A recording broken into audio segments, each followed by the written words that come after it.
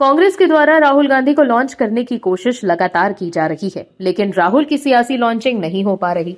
राहुल गांधी दिखाने की कोशिश कर रहे थे कि वो ही विपक्ष की तरफ से पीएम मोदी को टक्कर दे सकते हैं, लेकिन अब जिस तरह से विपक्ष के नेता ही राहुल गांधी की चिंता बढ़ा रहे हैं, उससे साफ है कि राहुल की सियासी लॉन्चिंग क्यों नहीं हो पा रही, क्योंकि हर बार राहुल गांधी की सियासी लॉन्चिंग फेल हो जा रही है। दर्शकों, हम आपसे एक सवाल पूछना चाहते हैं कि आखिर नेता कौन होता है? नेता वो होता है जो अपने आप को पीछे रखकर अपने लोगों के बारे में सबसे पहले सोचे, जो गठबंधन धर्म को शुद्ध अंतःकरण से निभाए, जो लोगों के बीच समन्वय को स्थापित करे, इसे गुण कहते हैं। जो लोगों के बीच समन्वय को स्थापित करे, ऐसे गुण होते हैं किसी नेता और लीडर के भीतर। लेकिन राहुल गांधी तो इससे इतर ही हैं। वो कुछ भी काम ऐसा नहीं करना चाहते कि जिससे सहयोगी दल उन पर भरोसा जता पाए। राहुल को अपने हित साधने के लिए ही मतलब है, तो वो गठबंधन को क्यों ही निभाएंगे? आखिर क्या राहुल गांधी इंडी को नहीं संभाल पा रहे? आखिर क्या कांग्रेस सिर्फ अपने हितों के लिए आगे बढ़ रही है? सिर्फ आखिर क्या राहुल गांधी के ही नेतृत्व में सब खत्म हो जाएगा? आखिर क्या इंडी गठबंधन अपनी आखिरी सांसें गिन रहा है? क्यों कह रहे हैं हम ऐसा? सुनिए इस विश्लेषण रिपोर्ट में।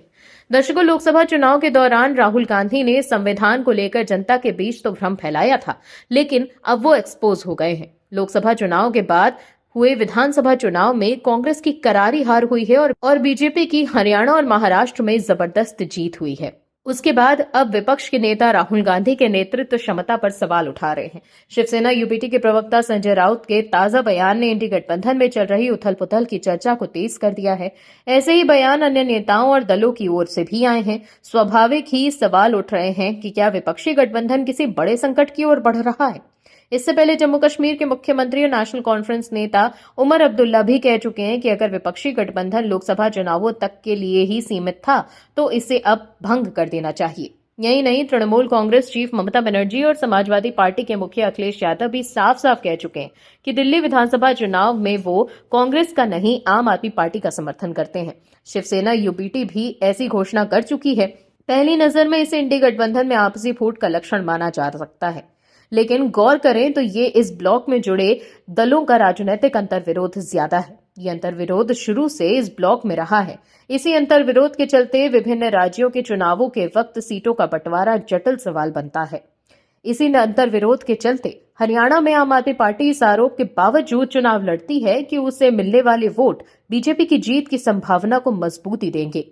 इस बार दिल्ली में कांग्रेस के पूरी मजबूती से चुनाव लड़ने का फैसला भी इसी अंतर्विरोध को दर्शाता है। ऐसे में आम आदमी पार्टी के साथ मिलकर ये क्षेत्रीय दल अगर कांग्रेस पर इस बात के लिए दबाव बनाना चाहते हैं कि वो बीजेपी की जीत को आसान न बनाए, तो ये स्वाभाविक है, लेकिन इसे अभी से इंडी गठबंधन के विखंडन का अनिवार्य संकेत मान लेना जल्दबाजी हो सकती है। आपसी संवाद में कमी, संयोजक की नियुक्ति में देरी और बैठक का लगातार टलना ऐसी शिकायतें हैं जो बताती हैं कि इंडी गठबंधन में सब कुछ ठीक तो नहीं है। वहीं राहुल गांधी के लिए सबसे बड़ी चिंता की बात यह है कि अब विपक्ष के दल के बड़े नेता पीएम मोदी की जमकर तारीफ करने लगे हैं।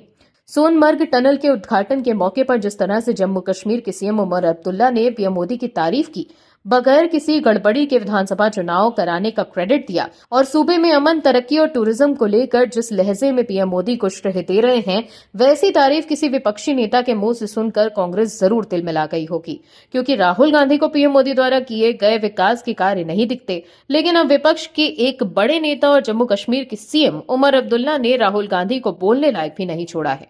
Bureau report, OMH news. आप दर्शकों से विनम्र निवेदन है कि चैनल को सब्सक्राइब जरूर करें